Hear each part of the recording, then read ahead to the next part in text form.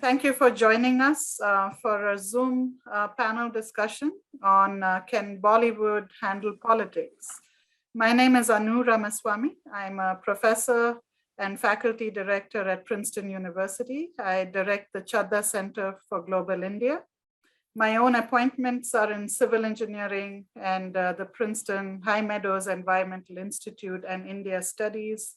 I work on sustainable cities and infrastructure in India and different parts of the world. Our center, the Chadha Center for Global India, is a very multidisciplinary center, and we're really focusing on the interactions between India and the world as they shape human and planetary well-being. And as part of our multidisciplinary seminar series, it is an absolute honor for us to welcome Director Prakash Jha to a panel discussion on politics in Bollywood, where he'll be joined by Professor Gyan from Princeton's History Department and Professor Vinay Sitapati, who's a professor at Ashoka University and a visiting fellow at the Chadha Center. And so I just wanted to explain a little bit about the flow of the event before we hear from our speakers today. We are going to be, I'll begin with a very brief introduction for those of you who may not be familiar with the range of movies that have come out in Bollywood that address different social themes. I have a few PowerPoint slides. And then we'll actually invite Professor Vinay Sitapati to set up a debate between Director Jha and Professor Prakash and take it from there. So very quickly, let me just share a slide. Give me a minute to share my screen. So again, I want to welcome all the speakers and particularly welcome Prakash Ji for joining us via Zoom. We're really honored to have you here. If you look at the next screen, this is just a snapshot of a few of the movies that he's directed or produced, and they address many of the themes that are so relevant to politics, address class inequality, caste inequality. There's a biopic of Prakash Narayan. There are discussions of the Naxal movement. There's a movie called Rajniti, which translates literally to politics.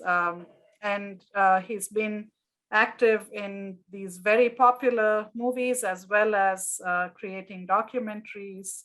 And so his work really spans multiple years and different forms of movie making. He's been a director, a producer, and also an actor. And so brings a lot of experience from the movie industry, and I believe has also run for elections, and so has another angle to politics in India. I think Vinay is going to introduce some really interesting debates that he sees between Director Jha and Professor Gyan Prakash. So let me just introduce our speakers. So as we've said, Prakash Jha is an eminent Indian film director, producer, actor, and screenwriter, famous for political and socio-political films, and I've listed just a few of them. And he's a National Film Award recipient for Best Feature Film, including documentaries. Gyan Prakash is the David Stockton Professor of History at Princeton University and specializes in the history of modern India. We all know Gyan since we're here at Princeton, but I'll just highlight that he's the author of two books, best-selling books, Mumbai Fables, and I'm sure he's going to talk about this, for which which was adapted to the film Bombay Velvet in 2015, and more recently, Emergency Chronicles, Indira Gandhi and Democracy's Turning Point. And last, I'm going to introduce Professor Vinay Sitapati and then hand it off to him to set up the debate. Vinay is Associate Professor of Political Science and Legal Studies at Ashoka University. He's the author of two best-selling books. Half Lion is a biography of Indian Prime Minister Narasimha Rao, which is actually now in the process of being written up for a movie. And he also, his other book in 2021 is on India before Modi and talks about how the BJP came to power. So welcome to all three of you. And to the audience, this is how we were thinking of organizing the discussion. And Vinay is particularly going to introduce a debate between Director Jha and Professor Prakash. And we're interested in just looking at what are the different political themes portrayed in Bollywood movies, how have they been portrayed over the years, and to what extent does art represent real life. So let me welcome Vinay to make some opening remarks to set up this debate, and then we'd really look forward for comments and remarks from Director Jha and Professor Prakash. Vinay. Thank you very much, Anu. Can everybody hear me? Great. So, what I'm going to do is, I'm a junior scholar. So my job is to kind of set up some of the themes, and then, between the two Prakashes, they can kind of hatchet it out. The first theme that, I'm going to sort of push in both their works is the second question that Anu just raised, which is how are these themes portrayed, right? The range of issues that Prakash Ji has dealt with, whether it's inequality, bonded labor, electoral politics, right?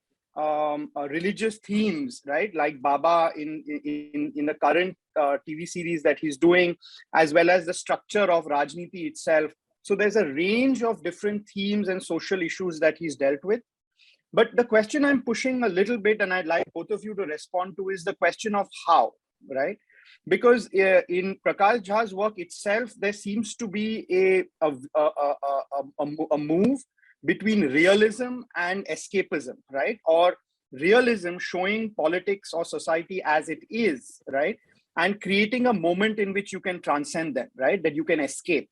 So, for example, his realist films like Damol, it's my favorite, Pariksha, which is on the education system. Damol was on, bonded labor and forced migration of low caste Biharis to Punjab. Arakshan, which is on reservations. So, there's a sense of, no other mainstream filmmaker addresses these issues in Bollywood. But I also remember growing up and seeing Mungeri Lal Ki Haseen Sapne, right? Which is a man who, is troubled by a difficult boss, a tough father-in-law. He's not happy with his job. And then he gets into dreamlike sequences, daydreaming, right? Where he finds happiness. And I was just wondering whether, one big theme is between, do films show society or do films help them transcend it?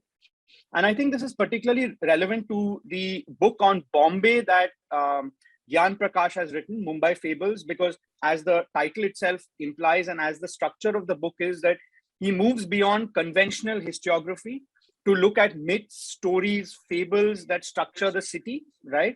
And a way of understanding the city through the dream or through the imagination or, through many of the different fables that make for Bombay. And the book has this kind of fable or dreamlike quality, while it's still looking at, whether it's, the mill issue, the rise of the Shiv Sena, real estate politics, but all of them comes together through myth.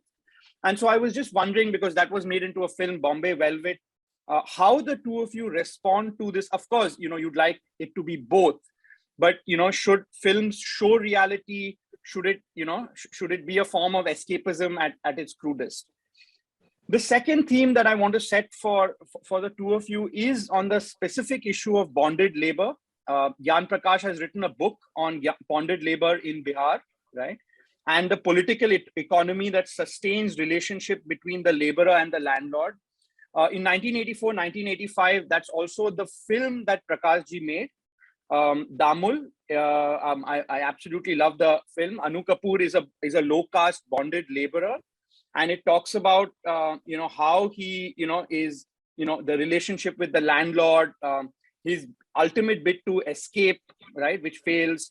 It came back to me recently when we were looking at migrants during COVID walking all the way to Bihar, because part of the narrative structure is that you escape feudal structures in Bihar by migrating to a place like Punjab. So that did come back to me. So that's the second theme that I want to set up for both the Prakashes, because they've specifically written a book and made a movie on bonded labor in Bihar, right? A state that both of them come from. Third is, at least when I look at both their work, I see the emergency playing a very big role. Gyan's latest book is on emergency chronicles, right? Where, just to give you kind of a headline, as a political scientist, I had to read it, but he doesn't see emergency as an exception, right? He sees it as a continuation of trends that are happening in democracy. I've spoken to Prakash Jha about how the emergency has impacted him. He's made a documentary, he's made a film about a government-sponsored film about Jayaprakash Narayan, which got embroiled briefly in controversy when the central government changed and they wanted a different depiction of the emergency. So the third theme that, at least, it seems to me that, the two people here, the emergency and the lived experience of emergency has played a role in both their lives. Also, this is a more general question, which is, what does it mean to adapt a book to either a film or a TV series, right? Prakash Ji, what is your experience? If you want to complain about me, go ahead. Gyan, what was your experience? If you want to complain, please go ahead, right? And what do you win? What do you lose, right? And what part of that story has to do with the sheer question of scale, that a lot more people and a lot more diverse people will see a film or see a TV series than would read an English book, right? And how does that change the idiom through which you have to tell the story? And finally, I just want to focus, because, when you talk about Bollywood and politics, it's inescapable to talk about Kashmir Files today, right?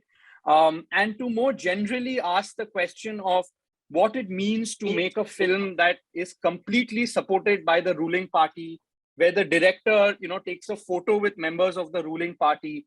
I'm not even commenting on the factuality of the film itself, but that it clearly plays into a present political narrative, right? And that it is commercially successful. I think it's made something like 200 crores. So clearly people want to see it, right? What does that tell us about, politics and Bollywood today in 2022? So these are just some of the themes I want to set up, Anu, for both the Prakashes, and I'll leave it to them to talk about something different or even respond to these. So thank you, Vinay, for that. And I would begin by inviting Prakash Ji to maybe share overall remarks, because the audience may not be familiar with all of these things. Maybe you're, however you would like to lead before you address some of these questions raised by Vinay. Welcome. Well, thank you very much, Anu, for this session, and Vinay for having invited me. Such a pleasure and an honor to be sharing a few sentences, a few thoughts.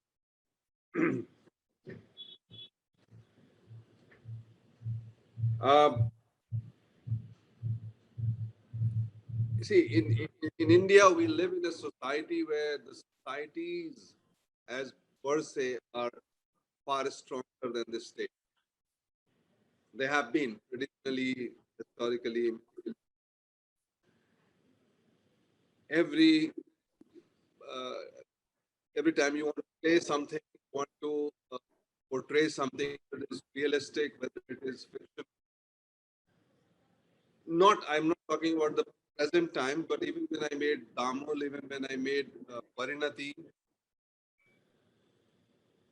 way back in the 80s, I still had to face dissent, offense, and people commenting, people remarking letters, going to the media, or even filing cases. So whenever you are talking about anything or you take a in public domain, you have to be prepared that there will be people who will be ready to argue with you. And of course, it has increased now. A lot of people, the fundamental right to be offended. And there will be groups offended on this. In India, whenever you pick up any subject, you want to say anything which is a part of the public domain in terms of politics, society, characters, history. It's a given thing that there will be people who will, who will have opinions, who will be offended, and I've faced it almost on every film of mine. I've had to negotiate, I've had to talk, I have had to go to the tribunals, I've had to go to the courts, I've had to talk to the groups. In fact, Arakshan, the film that you were talking about, was banned in several states, although it was, later on, sort of the Supreme Court ordered it to be released all over. But things like that happen. So you want to say something and you want to say it straight, and you add fiction to it. It's not an easy thing to be, you can't take the name of a political party in the film. You cannot show a political party's flag. You cannot name any political or historical character. You cannot be critical of any action that any government or party or a religious kind of group has taken, or anything of that sort. So how you negotiate, how you try and put together things, how you are able to make a political film in India itself is a task, is something which you really, I constantly keep on trying to discover new ways of saying that, doing it, but I still keep doing it. The question that Vinay was raising, like how much of reality and how much of escapism,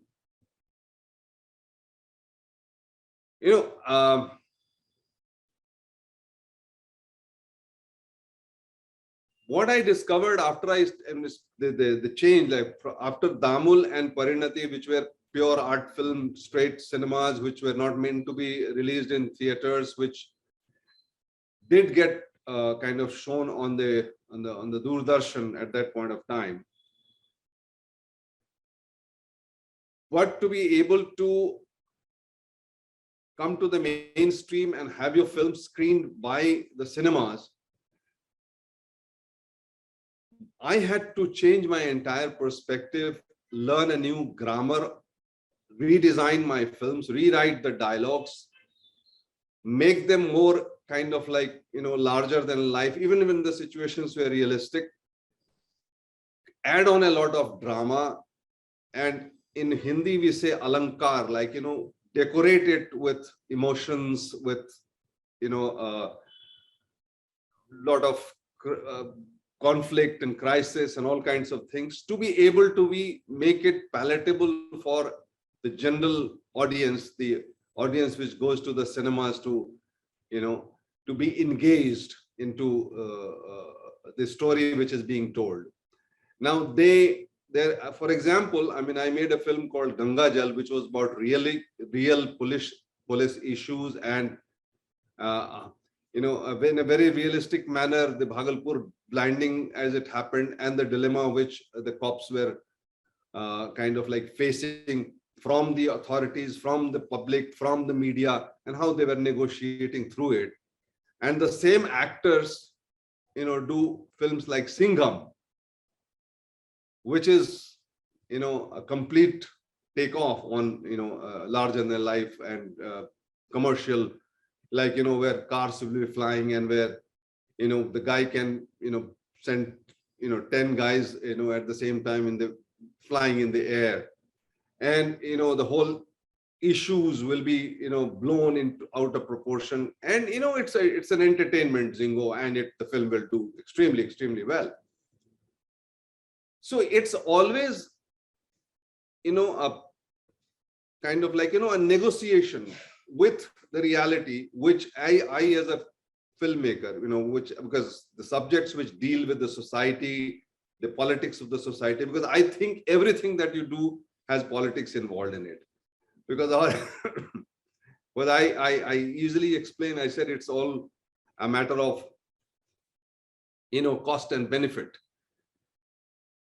That's how life has turned out to be. That's how the society has turned out to be. That's how the politics of this country, or probably the rest of the world, has also turned out to be. What is the cost and what is the benefit? And the moment you involve these two things, you have a whole lot of other things which are coming in, the relationships, the behavior, the way people function. And it's not the question today. The question is not of values, but today the question is of votes. Now, for getting the votes and for electoral politics, which we will discuss later, because entire democracy has now been turned into electoral democracy. The whole idea of majority is not majority, but majoritarianism. So that is, it's kind of like, it's not a phenomenon which is kind of like restricted to India, but it's a worldwide phenomenon. That's how market has, made us behave. So, it's a great kind of like, opportunity for me to be able to find a way. The challenge is to all the time negotiate a scene, negotiate a dialogue, negotiate, an expression, to be able to say what I want to say, to be able to analyze what I see and share it with people, and make things believable, keep it within the range of believability, and yet make it engaging, make it kind of dramatic, make it palatable, make people pay for it. That's the whole idea. So this is how political films in India today, are done. But while we do this, there are films like Newton, or there is a film like Article 15, which are able to make a mark and are highly political, but it's far and few in between. Because most of the times there is too much coloring which happens to the characters or the incident or the issue that we try to deal or try to dish out as political films in India. Could I just have a follow-up question here? You talked about, for example, the Bhagalpur blindings, and then you talked about a period of analysis before you converted to this more attractive form that people are going to be paying for. Could you speak more about how those, how you personally, which themes do you pick up, and your thought process of how do you, what is your thought process in analyzing, because you're portraying an analysis? I'm just curious what goes in behind the, in the years before you made Ganga Jal, based on the Bhagalpur blindings. Thanks. Well, Anu, what happens is that, I'm very interested in, or like say, constantly interested, every day interested in, and trying to understand why something is happening the way it is happening. So you keep reading and you come across, incidents, behaviors, patterns happening in Bhagalpur, happening in Bengal, happening in Haryana, happening somewhere else, and you assimilate those things, and you at some point of time, if it is the issue about reservation, or the issue about policing, or the issue about let's say political behavior, these are things which keep coming and I keep assimilating them, and at some point of time stories begin to form, characters begin to emerge, and then, like right now as we talk, I am fully deeply involved in writing a new political subject, which in 2 days time Vinay was just telling me I'm escaping to London to just be by myself for 3 weeks to just sit and write. So this is a subject called Janadesh, which is like, what is the Adesh of people? Now, this has happened over several, years. Like, the years that I've contested elections, the years that I've observed how electoral politics works in India, the way, it has turned out to be, because everything is now, how do you really win election? And winning election, conducting an election has become equal to democracy in India. Just because we are able to conduct elections and have a result, we are calling ourselves a democratic country, but are we really democratic?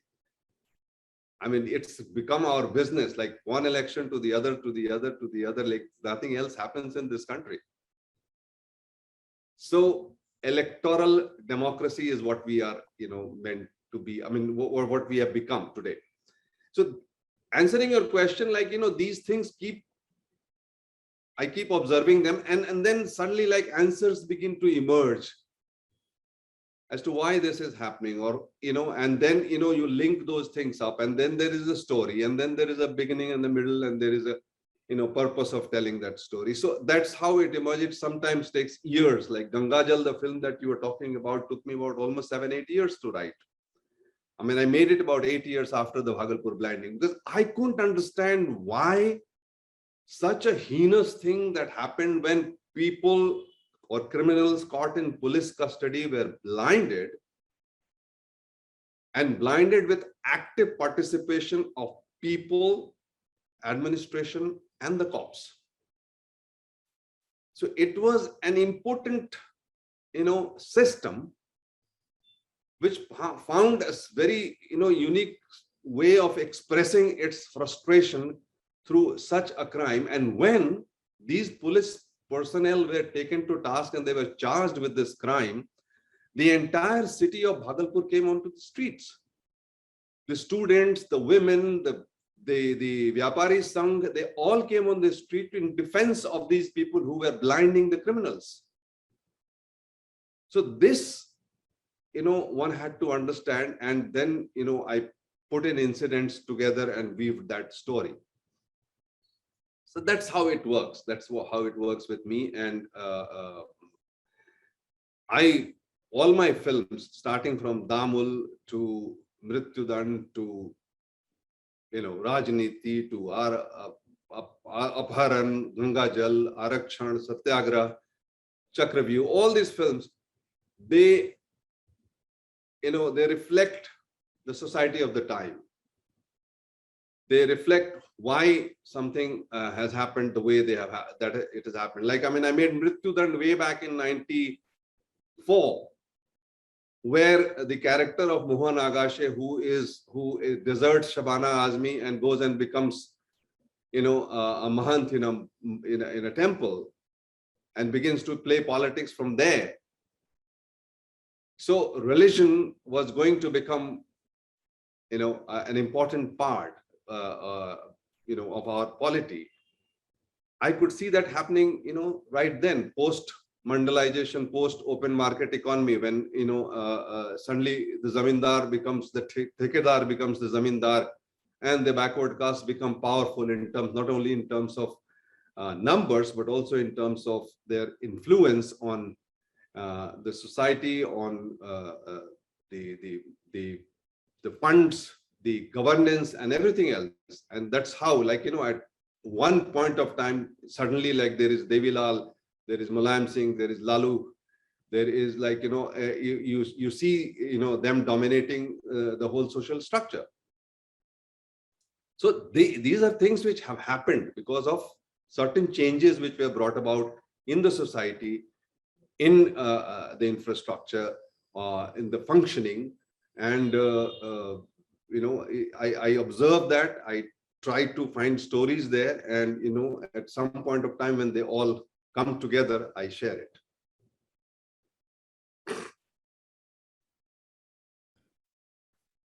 Very interesting description of the process. Thank you for leading us through that. Why don't I invite Gyan to, maybe speak to some of these issues along the lines of the debate that Vinay wants to set up here. Yeah. Gyan, welcome. First, thank you, Anu and Vinay, for setting this up. There's no debate, actually. I mean, I'm just happy discussing things with Prakash Jha, whose films I've admired for a long time. And I understand cinema is a very powerful medium. And I agree with Prakash that all cinema is political in a certain sense. Even when they are not overtly about politics, they are political. And they've always been political because we are embedded in society, and the way we think, what we project, what we express, what we interpret, always has politics behind it. When I teach here, I really teach the kind of politics of culture. So I include cinema in the politics of culture. And because it's a powerful medium, I well understand, Prakash is saying that making cinema in India is a challenge, particularly if you want to reflect on or interpret what's going around you. And so you have to negotiate with multiple agencies, not only society, whereas agents in society who might take offense, but also the bureaucracy, also the state, the political party, and so on.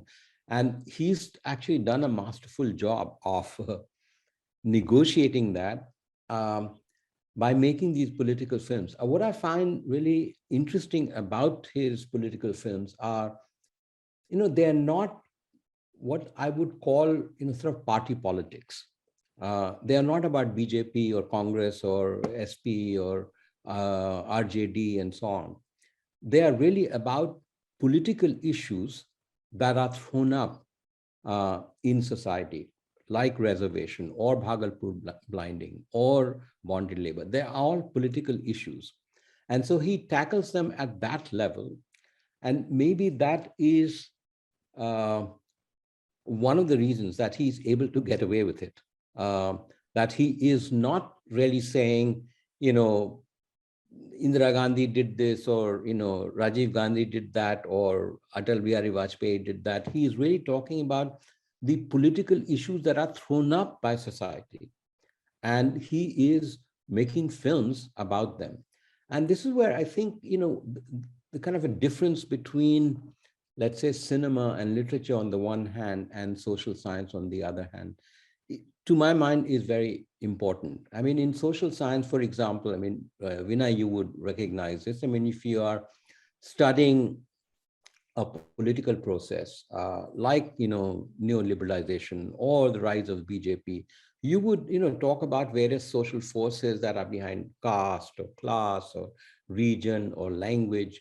And we would write, our books and essays, which would portray the work of these larger historical and social forces. Whereas in cinema and literature, one is dealing with how those things translate into everyday life and into the lives of various protagonists. So, I mean, this is the challenge I kind of faced when actually, Bombay Velvet is not really adaptation of Mumbai Fables. I wrote the story first and the book came later on. But, for, I don't know, publicity purposes, the filmmakers found it convenient to say it is adapted from this book. It's not really adapted.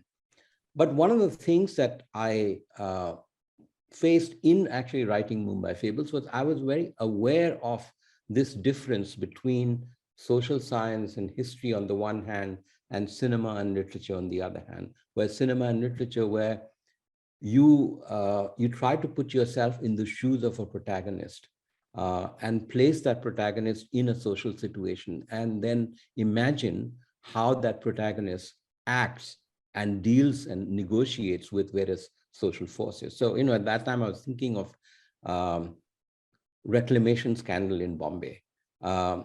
And I had written, about various, agencies that were involved, the builders, the politicians, and so on. And I was trying to say, okay, at the same time, Mumbai has always been, a city of fables where people go to pursue various kinds of ambitions and imaginations and so on. And so how would one tell the story of the reclamation through the agency of particular protagonists? Okay. How would they deal with the power of builders, the power of politicians, and so on? And so you tell the story through that way. So you can deal with politics that way without, commenting on the present government or, particular political leaders and so on, because you're actually really dealing with, as a cinema maker, and, this is true of all his films, you're dealing with really wrenching social issues that is, in fact, agitating and tearing apart society. Arakshan, reservation was a huge issue. I mean, I remember in Delhi University, students were, putting themselves on fire against this. And we know now the impact of reservation society. So it's a huge political issue that he deals with in his film by really, telling stories about how reservation enters the lives of, people and how they experience it and how they confront those. So in that way, Vinay, you were asking to what extent the film is realism and to what extent it tries to transcend it. I mean, I think filmmaker is an interpreter. The filmmaker is embedded in society. The filmmaker experience society, has ideas about it. And through the stories, it both tries to reflect what the filmmaker thinks is going on and tries to imagine where the story might, go and what it might lead to.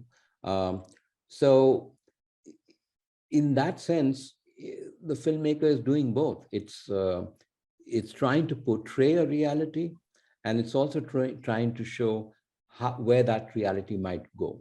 I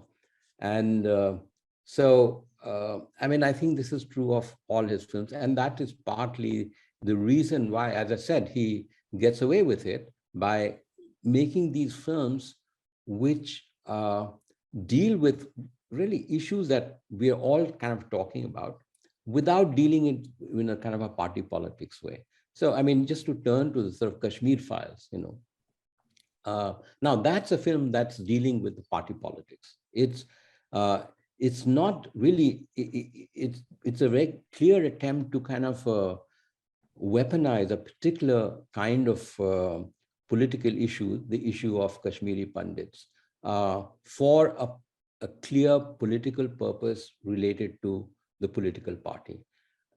And that film could only be made with state support, because it's obviously, meant to garner support for, the present government's thinking about Kashmir and so on. So, I mean, that's a different kind of politics. I mean, one of the things I find happening now in Bollywood is that people who think that they are making political film, are they really making, political film about party politics? I mean, if you go back to the history of Hindi cinema and you think of the 50s and 60s, I mean, think of all the lyrics of Sahir Ludhianavi in Pyasa or Fir Subah Hogi and all these films.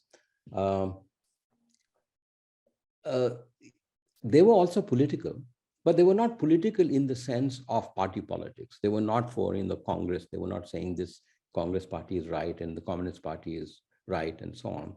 But they were expressing the, political imagination of these kind of progressive writers who really express their politics through their lyrics, through their storytelling. And they were also dealing with issues of poverty, inequality, unemployment, and so on. So those were very different kind of films and different kinds of politics. And I mean, I see Prakash Jha's films, in that vein where they are political in the sense that they address political issues that grips the society. Whereas we are now witnessing political films which are really about party politics, which is really about currying favor with the government and the kind of ruling ideology. I don't know. What do you think, Prakash Jha? Well, I mean, I was looking at my films from your prism, and I was trying to see, it's you it's very difficult. You're absolutely right. I try to take issues like, I mean, like Mrityu Dand was, I felt in the 90s that at one given point of time, suddenly there was the Mandal Commission, which was enforced, Mandalization of society, and the market opened for India. Like, 91 when Narasimha Rao came.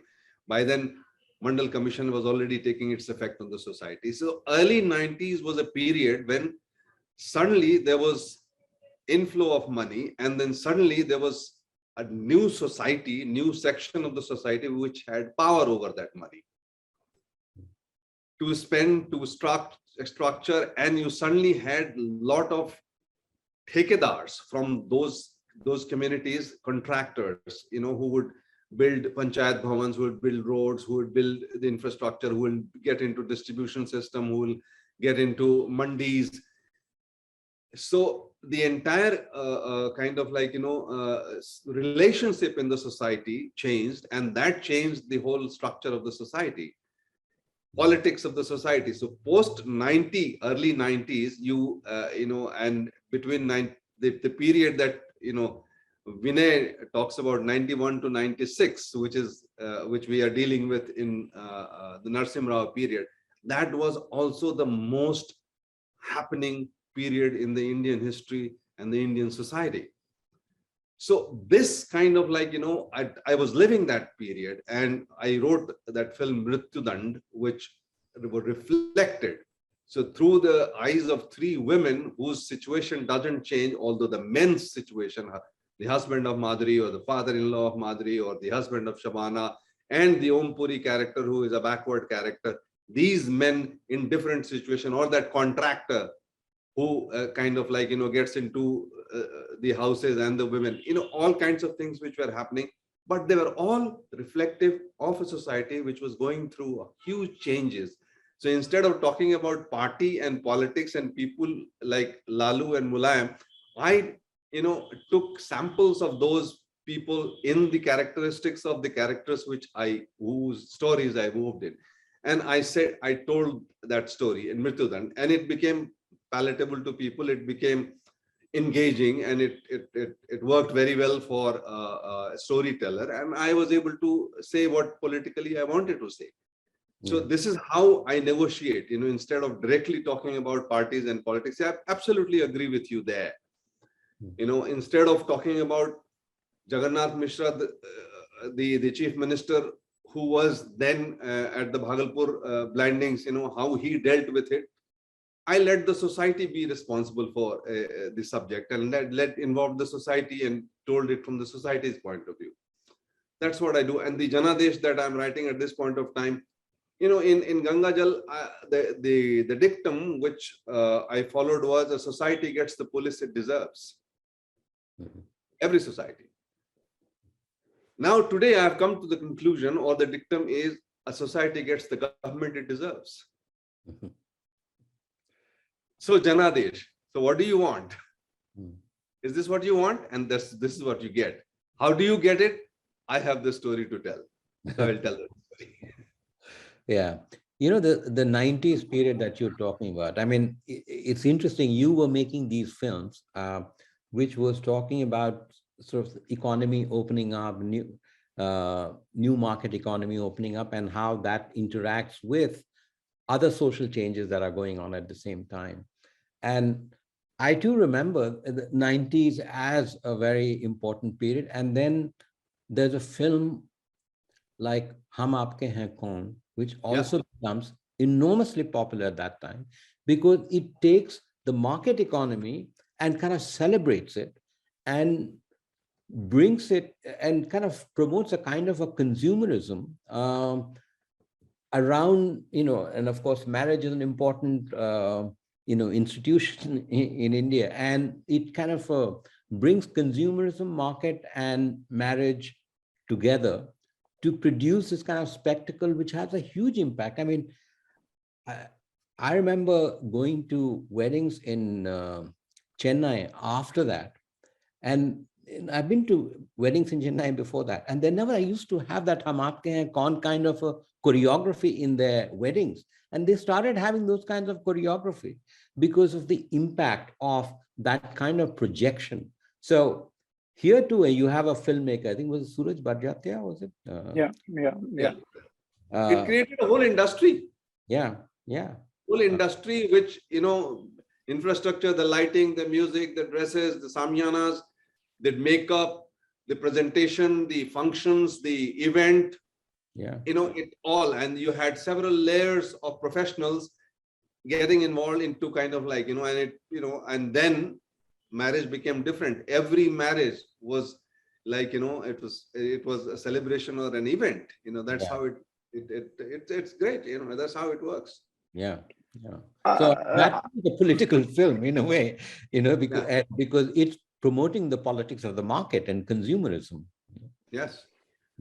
Gyan, I just wanted to push back just a little bit on the distinction that you make between, the party and society, right? And that Prakash Ji's films have been able to, of course, he has been, physically assaulted, cases are filed, but it's, not crossed a certain line because he doesn't deal with parties. But I was just wondering that, in the 50s and 60s, you had the Congress party in power, right? And you're right that Dilip Kumar or Sahil Ludhianvi didn't deal with Congress, right?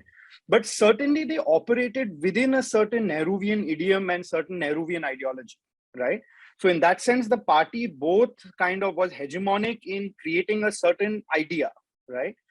And the period in which Prakash Ji has been making his films, 80s, 90s, 2000s, there's a party contestation. No, the Congress is in decline. The BJP hasn't yet been hegemonic. There are all these other forces like Mandal, Kamandal.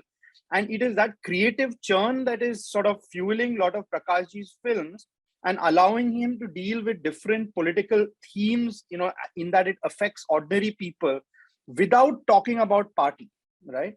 But to me, the Kashmir Files question is the following, that is like the Nehruvian period. It seems that party, politics, and society are increasingly aligned, right? Now, Kashmir Files wasn't just promoted by the government, the director meets the prime minister, meets the home minister. Lots of people go and watch it, it's not just Kada who's watching it. He makes a lot of money.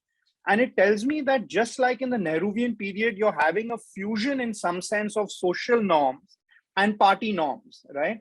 And in that context, I was wondering, would it, is it going to be much harder to, to put it crudely, deal with political issues in India without dealing with Hinduism, religion, Hindu nationalism? Sort of a widely popular TV series, web series that Prakash Ji, has been working on is Baba, which is on a, which is on a religious theme, right? I mean, he's a Baba is a Abhay Deol is a religious guru. So in that sense, Prakash Ji, I was wondering, can you continue to do, or is the political space that you had because of party contestation for 40 years, has that space shrunk right now? I was telling you, when I made Rajniti, Congress was in power, 2010. The Congress party thought, or Sonia Gandhi thought, that Katrina's character is based on her. They sent special members from the censor committee from Delhi. They all flew in here. My film was screened and they wouldn't give me a certificate. So it's not that it's just, it happened. Every party which, is in power somehow tries to take the monopoly over nationalism, or at least, pretends to do that. They think that they are the owners of the culture of this country, of the personalities of this country, of the traits of this country, and they do that. Now, of course, it has become even louder in the sense that, nationalism or Rashtravad is being defined by various symbols, powerful symbols of, the Indian Army, or of combat or a victory or the jets or the Rafales, or, these are symbols on which the Rashtravad and the Hindutva has become part of that, whole structure, which is, this is politics. I as a student, I always find myself, people say, which party do you belong to? I said, I'm permanently in opposition. It's there is a word called sthai vipaksh. So whoever is in power, I'm, standing against them, whether it was Congress or BJP or anyone, because I believe in the fact that majority can never be right. Majority will be wrong because majority has to maintain its majority. And so whoever is poor, whoever is weaker, whoever is, desperate, they will try to suppress that. And I must stand there to be able to say, to be able to speak in whatever manner I can. So I am never with the government. That is why, I have a reputation that none of the governments have ever awarded me anything. I never get onto their stages. So I am happy to be in opposition constantly through, thick or thin, whatever. So it's not going to be easy now. It was never easy then. You need to understand, and you need to, like, the series, the web series which I'm making is, is based on the lives of fake Babas, which are all in public domain. Most of them are in prison. Most of them have been, are in rape charges or dacoity charges or murder charges or whatever it is. They're all, serving sentences.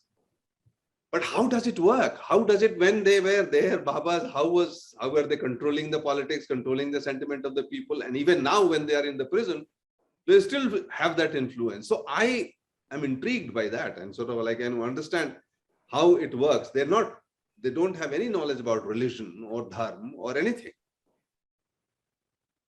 So it is just the fear psychosis, and we as, people, which I have all the time, like, we have become lazy. We don't want to work. We don't want to do, we just want some fast-paced service, like, take away securities, So we just want somebody to tell us, don't worry, I'll take care of you. And we are happy with that, like, whatever. It is like, it's just that, like, otherwise, how will, such idiots sitting out there, and hundreds and thousands of people kind of listening to them and dancing at their tune, how? So there is a fault somewhere within ourselves, and our whole sense of, dharma or puja or whatever it is. So that is what gets discussed in this series. So them, the exploiters, and we happily being exploited. But, that it's very difficult for those, the group of those kind of like, sadhus or babas and things like that to tolerate it. So they will create problems. So you have to negotiate, you have to work your way around. So it's never going to be easy. In this country, as I said, the societies are so vocal, like, tomorrow a group of 10 people what used to happen, like when I made Arakshan, they used to come at the gate of my office and they used to throw stones, and the police used to stand there and watch them. The media used to rush and, kind of they got the news. Nobody would,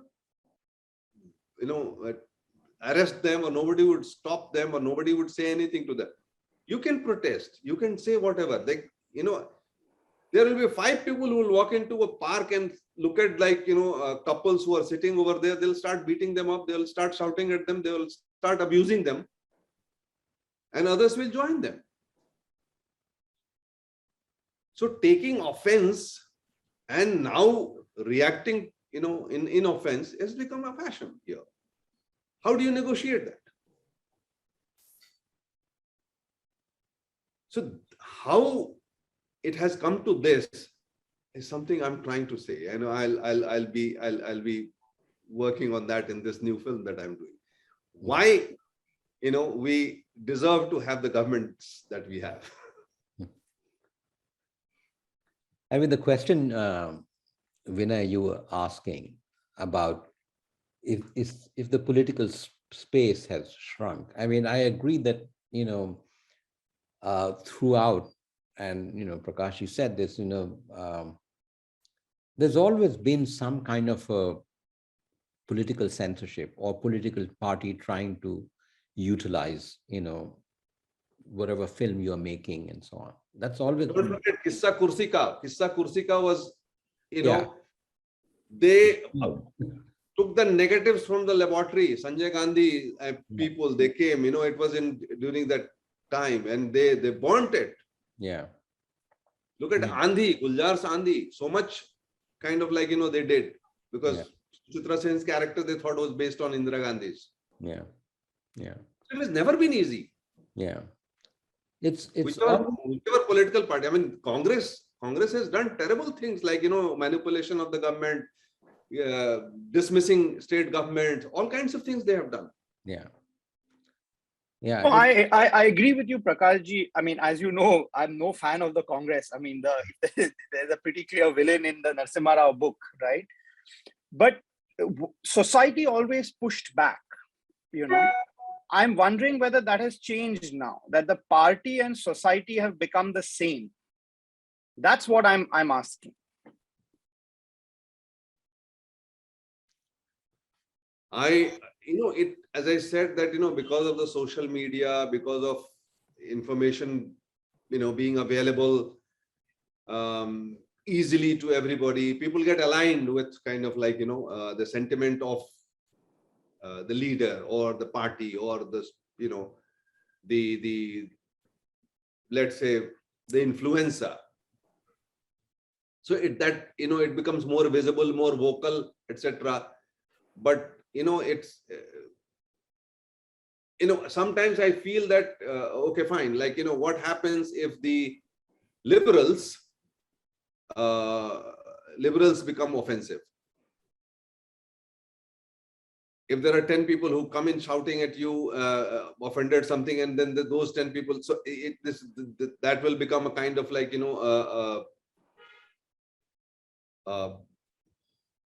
chaotic society. So some new system, it always happens. I have been thinking, how has it happened that at one given point of time in history of the world, starting from the Far East Asia, like guys like Duterte, guys like Putin, guys like Jinping, guys like Erdogan, guys like our Prime Minister, guys like Brexit, guys like Le Pen, how come suddenly you have such strong characters emerging and people idolizing them, and they becoming powerful, and they kind of molding the democratic process in the manner that you didn't think was possible at one point of time. I mean, Trump in America. So, and people kind of supporting it. It's strange. Don't you feel that in India, thousands of crores get swindled by guys like Vijay Mallya, Nirav Modi, etc., and banks are kind of empty. All kinds of things happen, and not a voice of public is raised anywhere. No protest.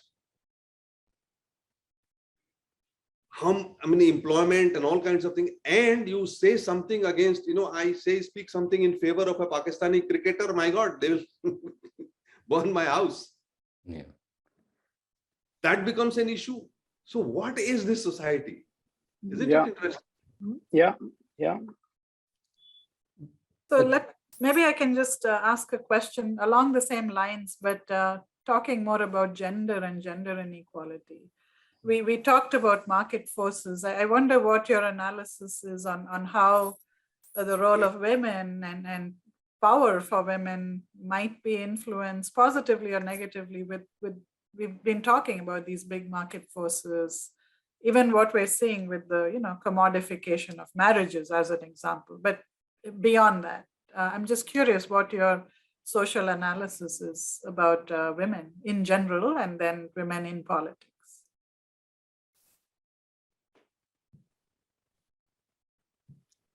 Gyan, I mean, you are the I thought that was a question for you. It was. Oh yeah, Yeah. my view is that we'll continue. We as a race, we as people, everybody who has some kind of power. Women seldom have, but it's in a male-dominated society, in a male psyche, it's kind of like when you hear of a world watching how the secondary school students from Afghan, they go to the school only to learn that they are not allowed to go, take classes. They're sent back by the Taliban. And what is the world doing about it? So women will have to, struggle and make, their voices heard. And I especially in most of my films, I try and make them rationally, logically, humanly kind of like, stronger to be able to stand up to these oppressions. But I see the disparity, I see the exploitation, I see the struggle that they have to continuously, even in position of power, I mean, they still have to struggle to be able to be heard, to be able to be appreciated, to be able to be really counted. It's not going to be easy ever, no matter which society you are from. Yes, education definitely kind of like, gives, a wider vision, a more acceptable, more tolerant kind of attitude to men. But my God, in my country, I often find very educated people,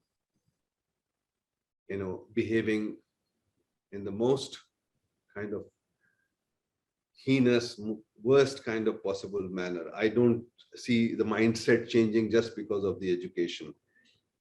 I really hope it has never happened. I mean, we can talk about Sita, we can talk about Draupadi, we can talk about, all those mythological great women, the Parvatis, the Lakshmis, the whatever it is. But, look at them. I mean, Rama could just throw her out of the house just because the dhobi said, she might have been maligned. Draupadi had to, go through such humiliation. She was not even wanted, like, the Drupad wanted a son. She just came by just like that. So women are, they continuously have to struggle. And I have told myself that I'll continue to struggle with them in my own way, through my movies or through my stories. So, it's just like that. I take the society, celebrating, women or trying to praise women is one way of trying to tell them that, you are inferior. It's, why don't you just take them the way they are, just treat them or be treated by them just the way you are, I mean, as simple as that. Yeah. Well, very, very insightful comments. I'm going to switch to Q&A from the audience. I see 3 questions and I invite others. So I'm going to read them out, and if any of you could answer them. So let me read out a couple of them. This is from Murali Balaraman. And this is for Mr. Jha. He says, thank you, Prakash Jha. Very interesting to hear your thoughts about issue-based filmmaking. So he's asking, what is the stake for those who are the subjects of such film? Do they face additional threats? And so he was talking about that 12 months after they stole our hearts at Sundance, the protagonist of the Oscar-nominated Indian documentary, the writers found it necessary to distance themselves, from the film, although they didn't do that through 2021 when they won numerous awards. So I guess he's talking about the risk faced by the people that are depicted in film. Any thoughts or comments? Well, I mean, at the very outset, I said that the moment you begin to speak about something which is in public domain, which is, you know, social, you make a public comment about it, be prepared. Like there will be several thoughts, ideas, restrictions, offenses that you might be kind of inviting. And living in the society that we are, we as creators have to negotiate. We cannot, you know, just Right. I mean, So I constantly keep on negotiating. I try not to give up, but sometimes, you know, you have to give a few inches here to get. Right. Yeah. I think I didn't read the question properly. So he's talking about Writing with Fire, which is about the Dalit women reporters. This is how I'm interpreting the question. And that, is there a risk to the people who are, you know, to the actual people who are being portrayed in film, or do you try to filter that so that you can't make the connection to the actual protagonists in real life because they might face a risk from the film coming out?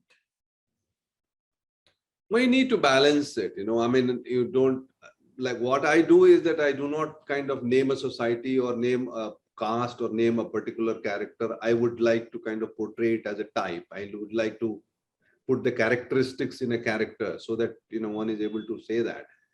Because yes, I mean, of course, there are, you know, people who are up there ready to kind of like, you know, face the consequences, and hats off to them. These Dalit women, the reporters that they're talking about, you know, the Leheria, Khabar Leheria, I think that was the thing. They did very well, and they are doing very well, yes. And they will stand up to, you know, criticism, and there will be people who will take offense and they will try to obstruct. But what the hell? The second question is about vernacular cinema. So the question is from Donna Matthew. Does Mr. Jha find a big difference in vernacular cinema and the way cinema is used in different ways to portray society? Or is Hindi, being the majority, the dominant cinema space?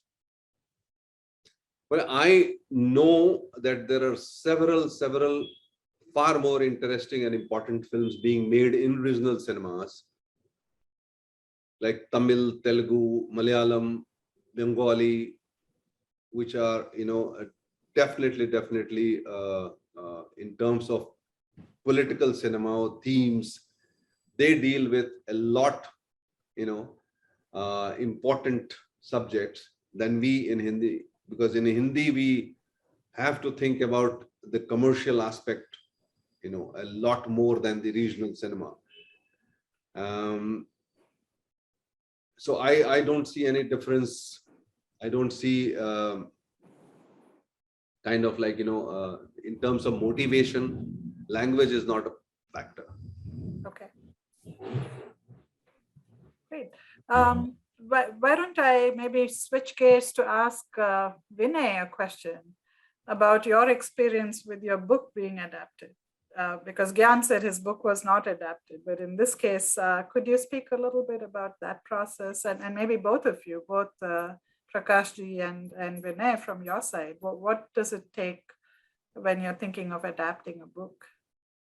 Well, these are early days, so we're still only working on the storyboard, so not even the screenplay. So these are early days, but I can tell you that, you know, just the honor of having to, you know, talk to Prakash Ji, who understands politics better than me and a lot of people I talk to, right? You know, some of the audience may not know this, but Prakash Jha has also been a candidate multiple times in the Lok Sabha constituency of Betia. And, you know, in my avatar as a journalist, I spent a whole week covering that constituency, including him. You know, he may not have remembered then because I was a backroom reporter, but I've accompanied him as he went village to village canvassing for votes, right? And some of the cynicism he has about voters, right? It's politically incorrect to say, but the idea that voters get what they deserve often, in India. I see what he means, that voters, they know exactly what they're voting for, who they're voting for. They have their own view of their own interest. It may not be material interest. So just that idiom of politics, because for me that Narasimha Rao exemplified that, right? So he had spent time in the state, he had spent time in the center, he had been MLA and state minister, and he really had a feel for both society as well as the political idiom, right from the panchayat level all the way to central government, right? So I think that has been great. The other thing that has been a big learning for me is how Prakash Ji as well as the writers, how they see things in a visual manner.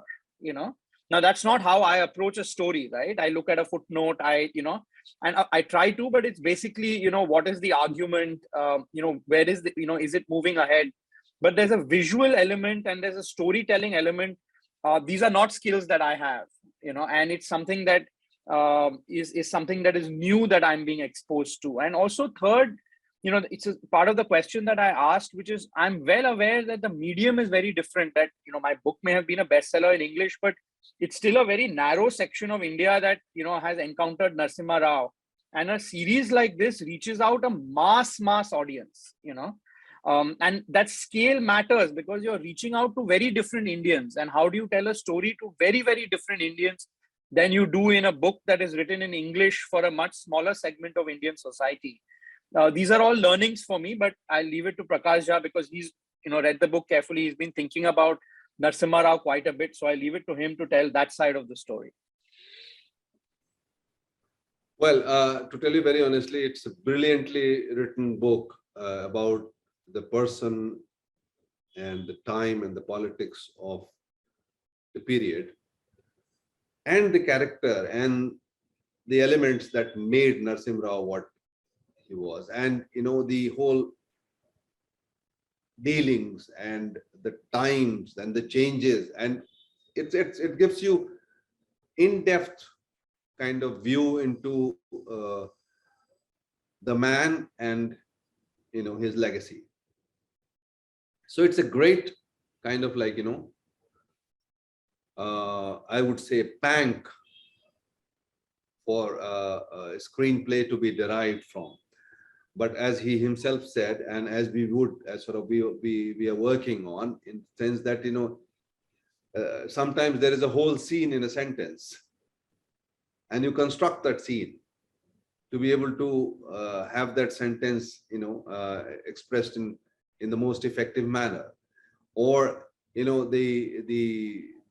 way you connect a particular crisis or a conflict, or the interaction, or the party, or the ideology, and you have to also understand that you have to make it interesting and engaging for people to watch and come back and watch the next episode.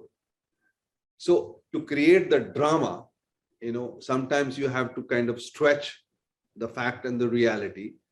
So I personally am absolutely banking on, depending on, like, whenever the writers or me, we try and stretch the facts and the reality, Vinay can tell us that you're going too far, or you're sort of like, you are in the right area. So those are things. But as far as, telling the story is concerned, there will be a lot which will be constructed.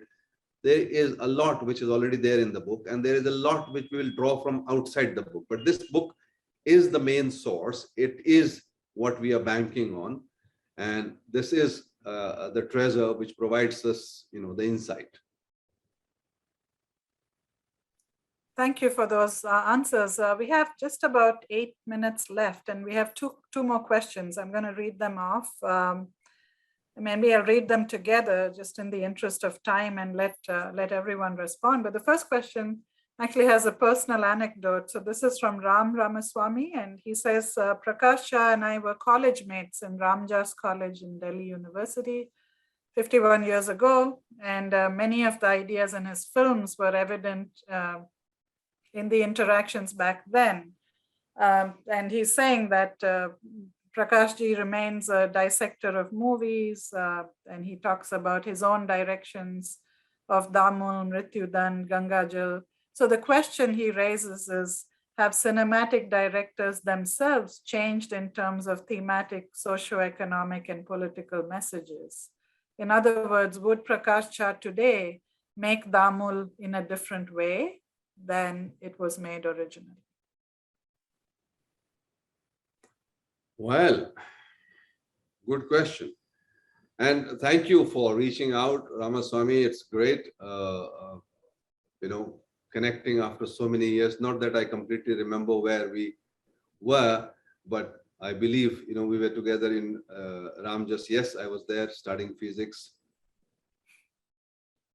But if I was making Damul today, yes, definitely there will be a different take on it. I will be, 45 years, 42 years before I made that film. I have all those years on my shoulder, and I'll be kind of like, not looking at even a shot in the same manner. It will be different. It will be the same story, or maybe it will, incorporate a lot many more kind of aspects or subplots or stories or things like that. But frankly speaking, Damul is not a film which I would like to remake. I might like to remake another film called Parinati, which is kind of like, based on a folk tale, because that's there. So these are things which we keep discussing. But yes, my filmmaking today is far more different. It's easier. It's, when I made Damul, I was new, I was tense. I was looking at things from a very, let's say, narrow perspective. Now, the experience and life and living has given me, has definitely changed my perspective at looking at things. And I enjoy kind of, constructing scenes and writing and making movies a lot more than I used to do, then. So I'm sure that it will be different. Let's see how Janadesh turns out to be. We look forward to seeing that. The last question here is for both Dr. Prakash and Director Jha. It says, for Mr. Jha, how do you balance portrayal of pain and suffering without letting those who are perpetrators justify their actions and enjoy voyeuristic pain? And the question for Gyan is, we see a lot more violence portrayed on cinema. Do you interpret this as Bollywood trying to emulate the society's craving for seeing violence, or do you see Bollywood trying to educate the society on pain? And this is a question from Aditya Futani. I didn't quite understand the question. How do I portray, justify what? I'll repeat it. I'm just reading the question, but it's what it's asking, I believe, is how do you balance portrayal of pain and suffering without letting those who are perpetrators getting some sort of voyeuristic, I guess, thrill out of seeing their actions portrayed on the screen? That's how I'm interpreting this. I don't know. I don't know how to respond to that, because I can't immediately relate to a scene or a question or a character or something of that sort. It's difficult for me to answer that. Okay. That, I'm just reading the question. Since we're in webinar mode, we can't get further explanation. But Gyan, do you want to address the question of increasing violence? I suppose what he's asking about is, when do you move from, in portraying violence and pain, when do you move from a kind of a voyeuristic pleasure in depicting it to actually catching the sense of what that violence and pain does? I mean, and I've seen this in many, actually, Hollywood films, where it's far more effective when you don't actually portray the violence itself, but that's kind of off screen, and it the audience is left to imagine the violence done or the pain suffered. And that's far more, I find far more effective and better storytelling, because you're not relying on blood and gore. You are really letting the audience imagine what violence does. Now, as far as the second part of the question, whether Bollywood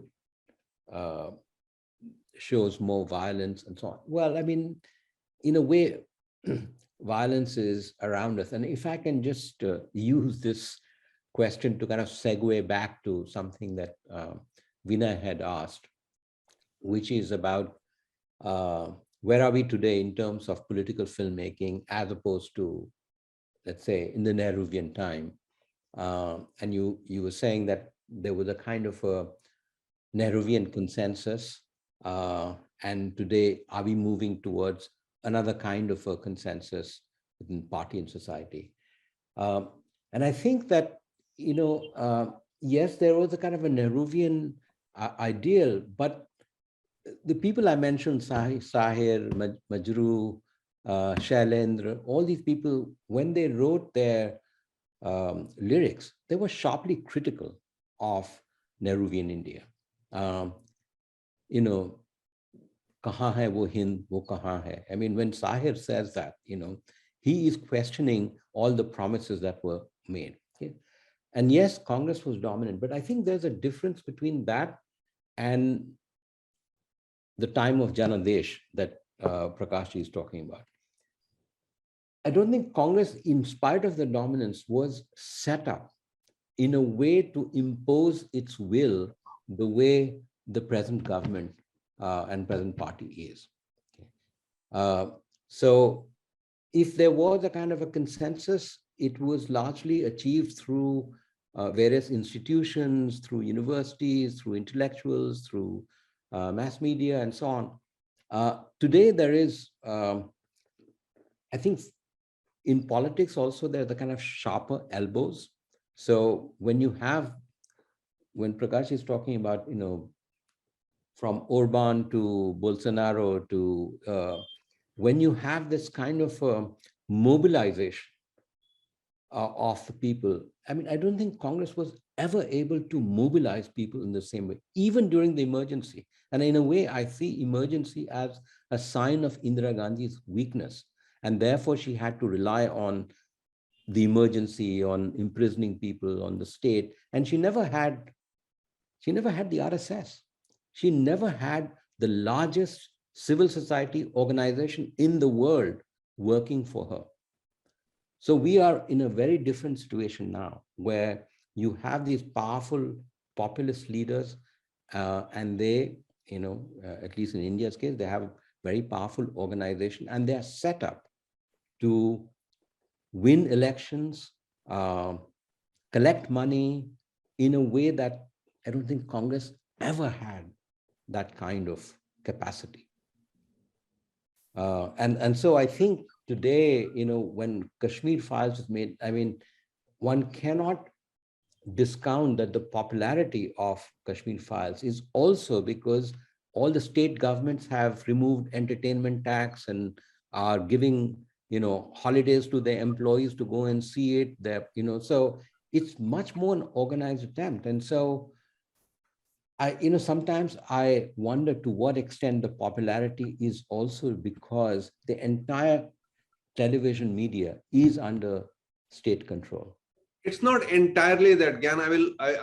I'll give you that, but it's not just because the party or the prime minister or the others have been promoting it or pushing the film that the film has become popular. There has to be something in the film for people to come and pay and watch. And people have been coming and watching. I have seen the film as well. And I will not get into the dissection of the film as a film, but it does touch, as I said, that the voyeuristic pleasure, perhaps the baser sensibilities, of the way the community was dealt with, or the pain which they went through. Somewhere it must be connecting with the psyche of the mind of the society. I'm not talking about the individual mind of the society which exists today. What are the kind of issues which the society is kind of like, imbibing today? Is being indoctrinated. So there is a kind of a blinker which the society is wearing at this point of time. Large number, section of the society, they have connected a certain sense. So there is that connection, and that emotion is being now fueled. That emotion is being now kind of like, because they have realized. You remember one thing, that it's not that the film was easily released. It's not that the film on day one it did only 3 crore rupee business. Mhm. It was not, everything started happening when the film started becoming popular. So let's give in to, it's not whether the film is valid or not is another thing altogether. Whether it is a film or not, that's another issue or debate, but it has connected with the audience, which does see, because there is a sense of majoritarianism which is, very, very prevalent in the society today. Which means that, that connection is not innocent. All I'm saying is that we are now geared in a way that we were not even geared, let's say, in 1992. No, because it was a different society then. It was a different society. I'm saying that now we are geared to think of us versus them. And once the kind of society is kind of mobilized in us versus them, you get a film that in fact feeds into that us versus them, and then it becomes popular. There you are. But it's not just that, because there was a film sometime back on Mr. Narendra Modi, Vivek Oberoi released, and that film didn't do well. Yeah. In spite of all the promotions and things like that. Yeah, but it because it didn't touch this powerful, us versus them sentiment. That's what I'm saying, and that us versus sentiment has been systematically developed in the last, 10, 15 years. That is politics. Yeah. That is the politics. They, give it to them. If they in Rajniti, it is fair. I don't know if it's fair, but So on that note, we are past time, and I would love we can continue this, but I want to thank the audience, and we should certainly stay and continue this debate if we're interested in, but I do want to keep in mind the audience has probably got to leave. We're a few minutes past time, and I want to just thank everyone for coming, for the great questions, for the panelists for joining us. It's later in the evening in India, and Gyan just came back from India, so it's probably jet lagged. But I particularly want to take away as inspiration the one thing I heard Prakash Ji say, to be permanently in opposition. I think that's something I would at least personally take away, because the reasoning given was very sound. Whoever's in power has got all the vested interest to, subdue other voices. And so thank you for those comments. And thank you on behalf of Princeton to the entire panel for a very incisive and really very open discussion of Bollywood and politics. Thank you again from the Chadha Center. I want to thank Ipshita. Thank you, Anu, and such a pleasure meeting you, Gyan. Yeah, nice meeting you. I don't know how we haven't met yet, but hope to see you soon. We continue to be in touch. Yes, thank you. Absolutely. And thank you. And I want to thank Ipshita. I'm going to read your book on emergency whenever it's thank you. Yes, Thank of course. Yeah. Thank you. Thank you, Vinay. Bye. Thank you, Prakash. Thank you. Thanks Bye-bye. for organizing, Ipshita. Bye, Bye. everyone. Bye-bye.